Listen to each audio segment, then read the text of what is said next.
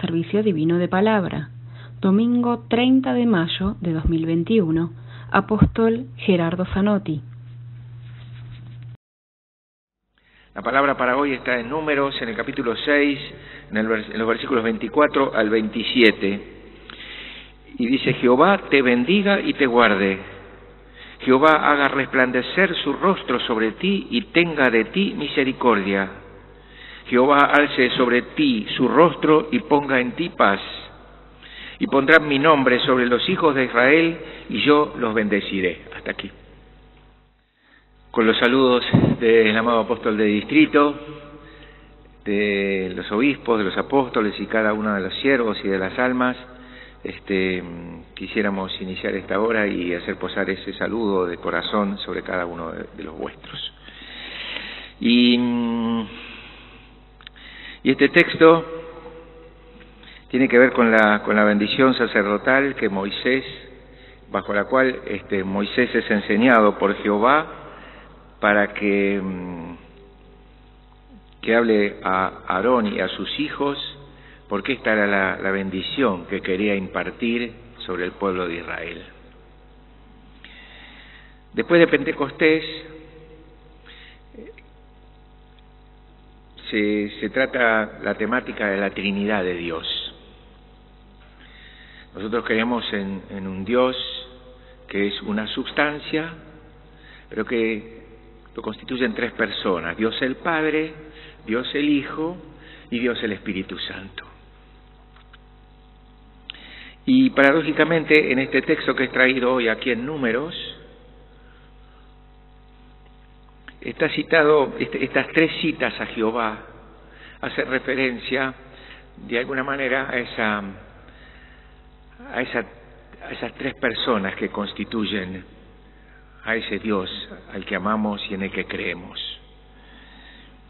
Y no solamente es la palabra que se pronuncia, aquello que es indicado, sino es el efecto que esta palabra podía producir sobre el pueblo de Israel, y cuando es pronunciada en este tiempo sobre cada uno de nosotros, cuál es el efecto que esto produce sobre nuestras almas. Porque dice primero, un poco más arriba, dice: así bendeciréis a los hijos de Israel, diciéndoles: Jehová te bendiga y te guarde. Quiere decir que Jehová te multiplique, que Jehová tenga agrado de ti y que te guarde, que te ponga aparte. Jehová haga resplandecer su rostro sobre ti y tenga de ti misericordia. Qué mejor luz para que ilumine el alma de los suyos que el resplandor del rostro de nuestro Señor. Y la misericordia, porque después vamos a leer algunas cuestiones que tienen que ver con cada una de estas personas de la Trinidad, y volvemos a encontrar en ese Dios que es amor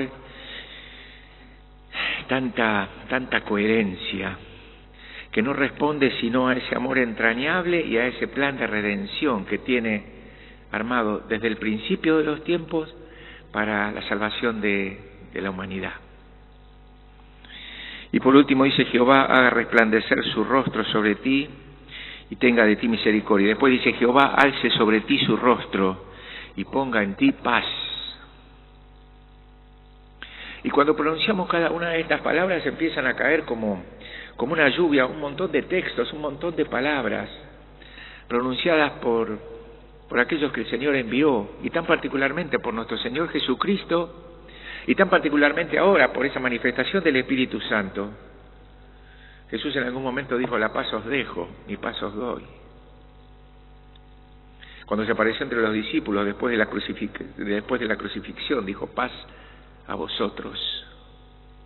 Porque es importante, hermanos, que la palabra que escuchamos en cada oficio divino no se extinga con el oficio divino, sino que quede resonando en el corazón y que busquemos vínculos, relaciones, que siempre nos traen de vuelta esa relación de pertenencia, esa hermosa relación de pertenencia que tenemos al pueblo de Dios.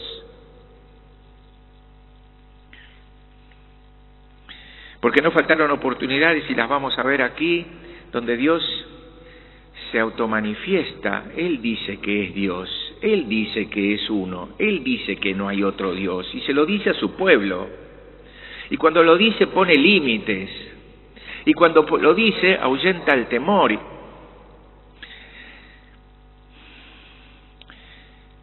En Isaías, en el capítulo 51, en el versículo 12, Dios se manifiesta como el Redentor y el Consolador. Dice: yo soy vuestro Consolador. ¿Quién eres tú? Recordemos Isaías, el pueblo de Israel cautivo en Babilonia. En ese contexto le dice: yo soy vuestro Consolador. ¿Quién eres tú para que tengas temor del hombre que es mortal y del Hijo del Hombre que es como heno? Le está diciendo a un pueblo que está esclavizado bajo el gobierno de los babilonios. Le está diciendo que Él es su Dios. Y más abajo, si mal no recuerdo, en el versículo siguiente, le dice algo así como que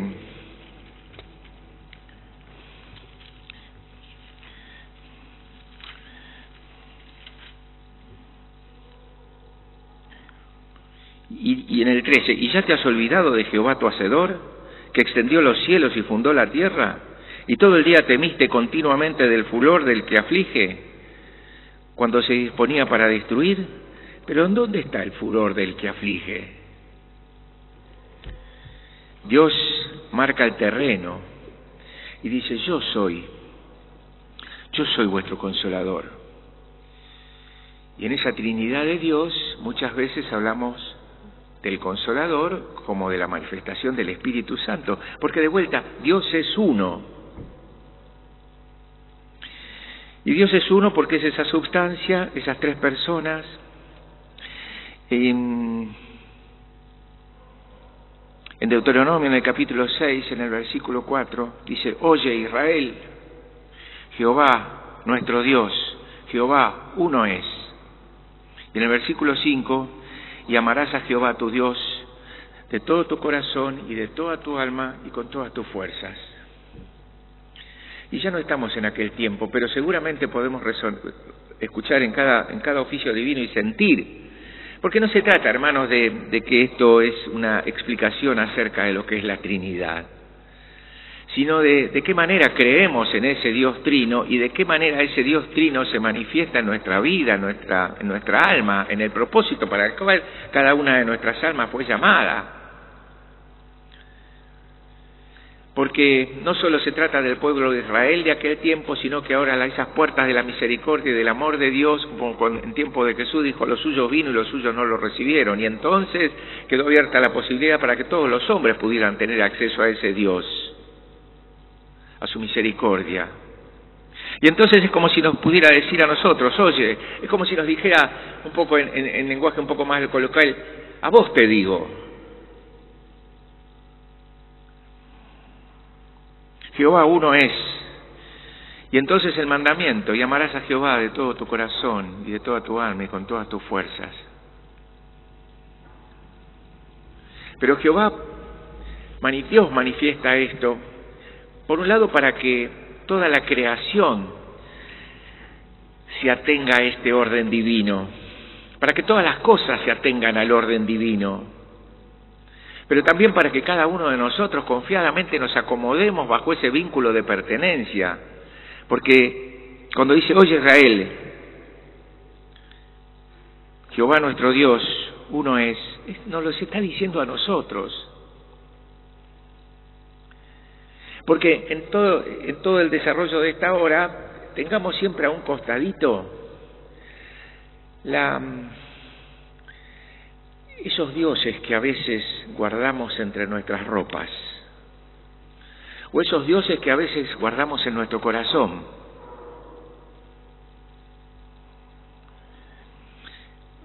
Muchas veces he manifestado, a veces veo atado a los paragolpes de los coches una cinta roja, o en las muñecas de algunos una cinta roja.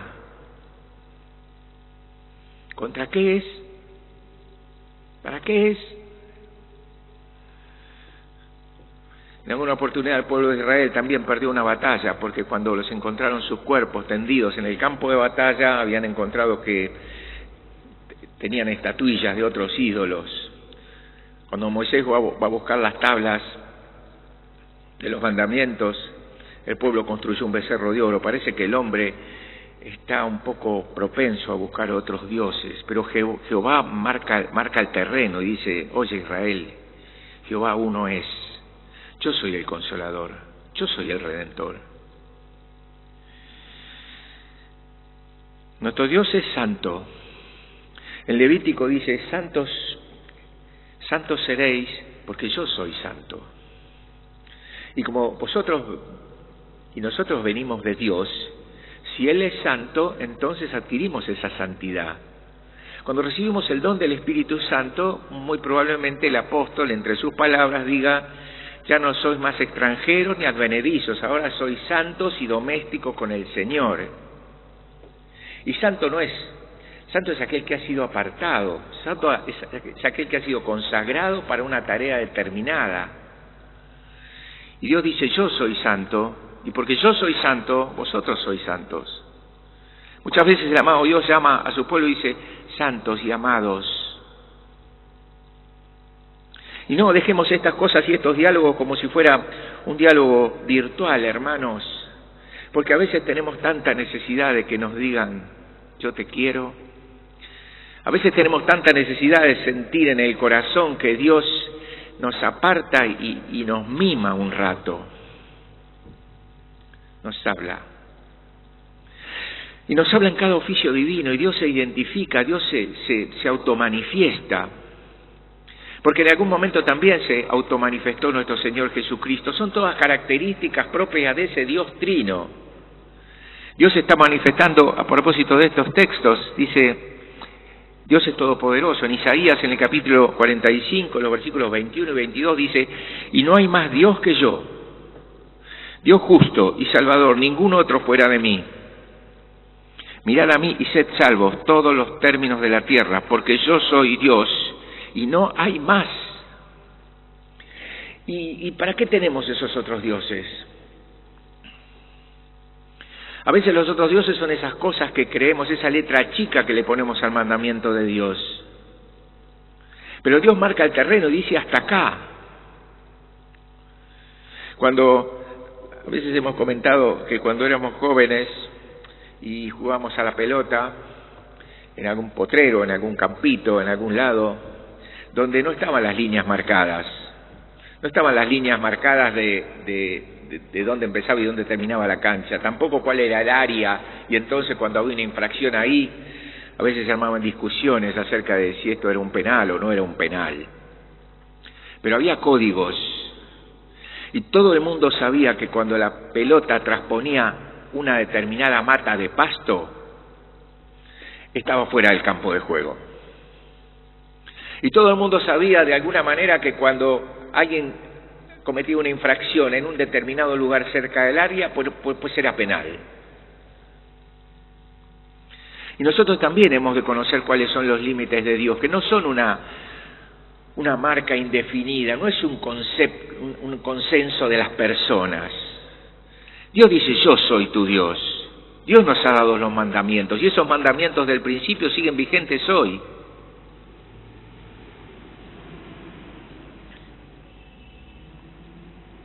Dios es eterno. Por eso hay pasajes en la Biblia, hermanos, en Job, que conocemos la historia de Job, ¿no? Que era muy rico, que tenía muchas cosas, y en un determinado momento el diablo lo tienta, y Dios le dice: está bien, tentalo, pero su vida no, porque su vida me pertenece. Y Job primero se aferra a Dios, pero en algún momento también duda. Y cuando duda, bajo el título Jehová convence de su ignorancia a Job, en la Escritura, en el capítulo 38, entre otras preguntas, le dice: ¿dónde estabas tú cuando yo marqué los confines de la tierra? Y le empieza a hablar y le empieza a decir: ¿dónde estabas tú cuando yo hice todas las cosas que se ven y las que no se ven? Hermanos, y muchas veces nosotros somos Job, porque nosotros necesitamos que Dios nos venga a decir: ¿y dónde estabas? Ahora que decís esto, ahora que decís aquello, ahora que opinás esto, que opinás aquello, ¿dónde estabas cuando yo creé todo? ¿Dónde estabas cuando yo envié al Redentor? Dios es amor. En Juan, en el capítulo 3, en el versículo 16, dice: de tal manera amó Dios al mundo que ha dado a su Hijo unigénito para que todo aquel que en Él crea no se pierda, mas tenga vida eterna. Dios es misericordia. Hermanos, estamos repasando algunas características de Dios, y cada una seguramente despierta muchos sentimientos en el corazón. Dios es misericordioso. Dios muchas veces vuelve sobre sus pasos para devolver al pueblo la bendición que el pueblo perdió. Dice en Isaías, en el capítulo 54, versículo 8, de vuelta, ese tiempo del pueblo de Israel bajo la cautividad babilónica: con un poco de ira escondí mi rostro de ti por un momento, pero con misericordia eterna tendré compasión de ti, dijo Jehová, tu Redentor. Y Jehová liberó a ese pueblo de Babilonia. Y Jehová permitió que ese pueblo pudiera volver a Jerusalén. Y Jehová permitió que ese pueblo pudiera volver a construir el templo, muy distinto del primero de Salomón, pero con otro valor. Y Jesús es bueno. Dios es bueno, no necesita mejorar. Cuando a Jesús le decían maestro bueno, él decía: ni yo soy bueno, sino mi Padre que está en los cielos. Y de vuelta, en las palabras, en los criterios y en los pensamientos vamos encontrando ninguna otra cosa que coherencias.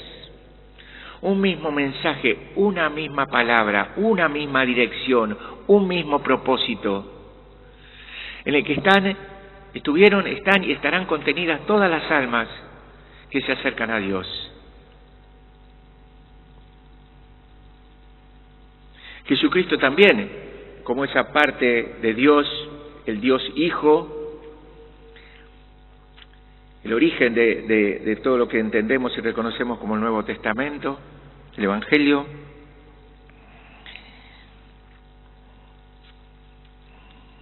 Pero de vuelta, habría que ponerse un poco en contexto, ¿no? Si Jesús no hubiera venido en ese tiempo y hubiera venido ahora, y de camino a hacer las compras, o de camino al banco, de camino al colegio, nos encontramos a alguien en la plaza que dice que es el Hijo de Dios. Nos encontramos a alguien en la calle que le devuelve la vista a un ciego, o que permite que camine el que no lo podía hacer. Y que dice: bienaventurados porque ahora el reino de Dios está entre vosotros. ¿Qué haríamos? ¿Creeríamos? ¿O llamaríamos a la policía para que se lo lleven? Cristo, nuestro Señor Jesucristo, también se automanifestó entre los hombres, no solo por la palabra, fundamentalmente por los hechos. Y también por la manifestación de Dios: este es mi Hijo amado, sobre el cual tengo contentamiento. Y Jesús no hizo otra cosa que revelar al Padre, que mostrar cómo era el Padre. Y mostrar cómo era la patria celestial. ¿Y para qué queremos saber eso? Y porque esperamos ir para ese lugar. Entonces es necesario que guardemos en el corazón cuáles son las normas de ese lugar. Porque Jesús dijo que iba a preparar una morada para que donde Él esté, su pueblo también esté. Y entonces toda la vida del creyente es un proceso de cambio permanente, porque Jesús se manifestó como el camino, como la verdad, como la vida, como la vid, como la puerta por donde entran las ovejas del Señor. Cristo se mostró como el futuro, como la luz del mundo. Y esa otra persona de Dios Espíritu Santo, es aquello que, por eso el apóstol dice, en Pentecostés se completa la automanifestación de Dios. porque cuando se manifiesta esa tercera parte, ese Dios Espíritu Santo, ya están manifestadas las tres partes: Dios el Padre, que es el Creador; Dios el Hijo, que es que trae el perdón y la misericordia; y Dios el Espíritu Santo, que trae y prepara nuestras almas para el retorno de Cristo. Porque Dios tiene un plan, y tiene un plan en el cual cada uno de aquellos que creen en Él y que están dispuestos a seguirlos al final, están incluidos. Por eso Isaías le decía a ese pueblo que estaba cautivo: ¿dónde está el furor? ¿Por qué te asustas? Si yo soy tu Dios. ¿Por qué tenés miedo? Si yo soy tu Dios, yo te voy a sacar de acá.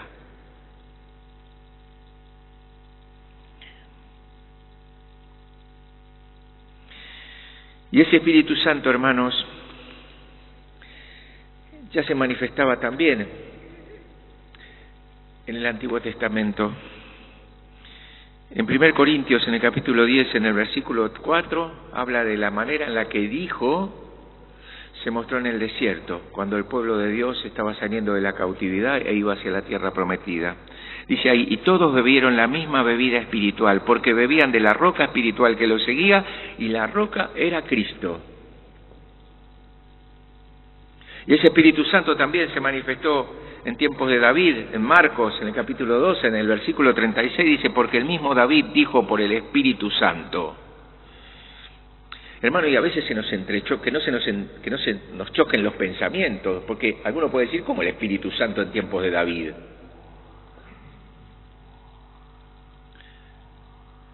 Pero en Juan, en el capítulo 20, en los versículos 21 a 23, también está descrito el instante en que se da origen al ministerio de apóstol. Y aquellos que se iban a convertir en apóstoles del Señor reciben ese don del Espíritu Santo antes de Pentecostés.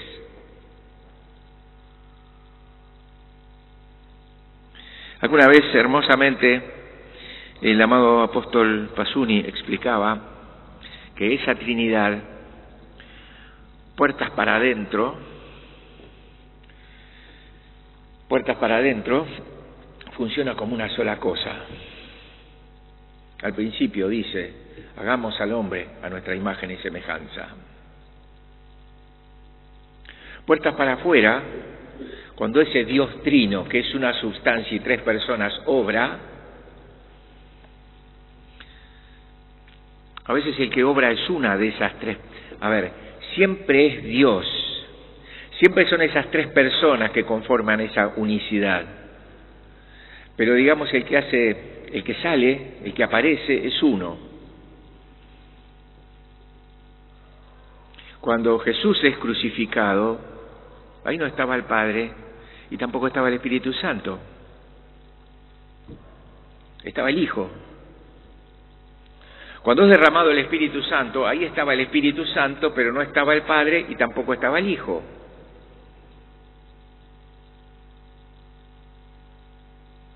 Pero volviendo al texto que leímos y que da origen a esta palabra para hoy, dice: Jehová, era la enseñanza de Moisés para que le dijera a Aarón y a sus hijos.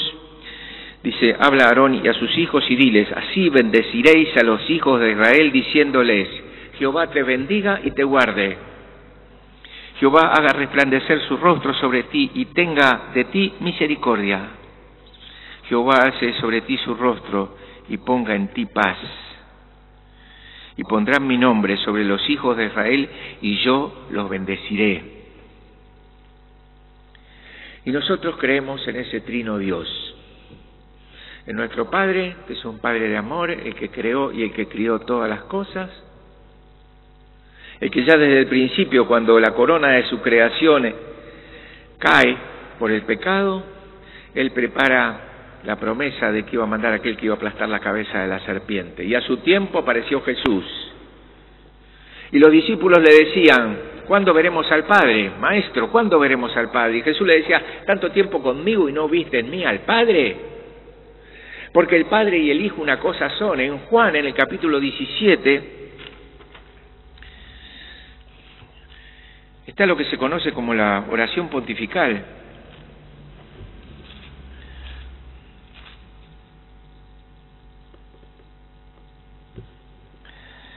El capítulo 17 de Juan, bajo el título Jesús ora por sus discípulos, es para tenerlo, es lectura de cabecera.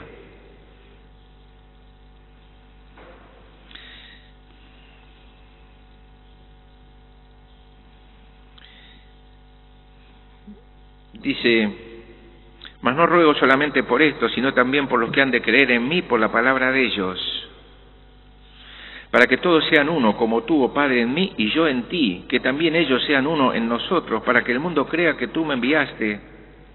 La gloria que me diste yo les he dado, para que sean uno, así como nosotros somos uno. Esa dirección, primero a esa identidad de Dios que es uno, pero también esa dirección hacia la comunión, para que seamos una cosa, como el Padre y el Hijo son una cosa, nosotros también podamos ser una cosa en el sentir. Por eso muchas veces se ruega por la comunión, no solamente para que sintamos lo mismo, sino para que seamos capaces de entender lo mismo. El apóstol mayor ha dicho que es necesario que sepamos aquello en lo que creemos. Porque no venimos a la iglesia porque nos trajeron nuestros padres, nuestra novia, o el novio, o el compañero, la compañera. No venimos a la iglesia para quedar bien con alguien, o para conformar a alguien. Venimos a la iglesia porque hemos podido reconocer la palabra de Dios. Venimos a la iglesia porque esa manifestación del Espíritu Santo, de esa tercera persona de Dios en el Espíritu Santo, la podemos sentir ahora, no por las manifestaciones que están escritas en las Sagradas Escrituras, sino por lo que ahora está escrito en cada uno de nuestros corazones. Porque el Espíritu Santo, dijo nuestro Señor Jesucristo, va a traer de lo mío y te lo va a hacer saber. Hasta si corriéramos a un costado, la fe, el plan de Dios, la palabra de Dios, la verdad de Dios, conforma todas las lógicas. El Padre y el Hijo una cosa son. Y ese Espíritu Santo trae de lo que es del Hijo y nos lo hace saber. Mientras el Espíritu Santo prepara aquí nuestro corazón, nuestro Señor Jesucristo prepara un lugar para que donde Él esté, los suyos también estén. Y nos prepara para que podamos ser como reyes y como sacerdotes en el milenario reino de paz. La vida no se termina con la extinción de la vida material del cuerpo. Nuestra alma vive eternamente. Todas las almas viven eternamente, pero algunas participarán de la gloria eterna de Dios. Y entonces, cuando decimos que creemos en la Trinidad, Dios el Padre, el Hijo y el Espíritu Santo, no es un rito, no es una costumbre, no es algo que ha sido incorporado de memoria porque nos lo han enseñado, sino que cada cosa tiene un sentido, tiene un propósito dentro del plan de Dios. Ese Padre de amor que crea y el que cría todas las cosas, el que marca el territorio y dice hasta acá, no más, hasta acá. Y ese Señor Jesús que viene a mostrar cómo es el Padre, a mostrar cómo es la patria celestial. Porque Jesús mostró de tal manera cómo era la patria celestial, que dice, en el mandamiento dice, no mataréis, pero yo te digo que si estás enemistado con tu hermano, eso también es pecado. Jesús viene a traer el espíritu de la ley de Dios.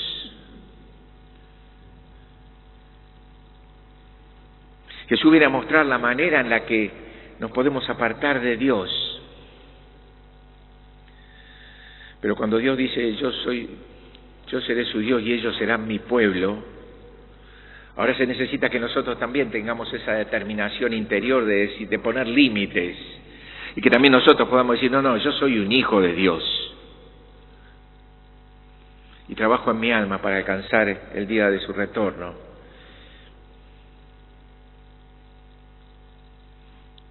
Y la primera resurrección.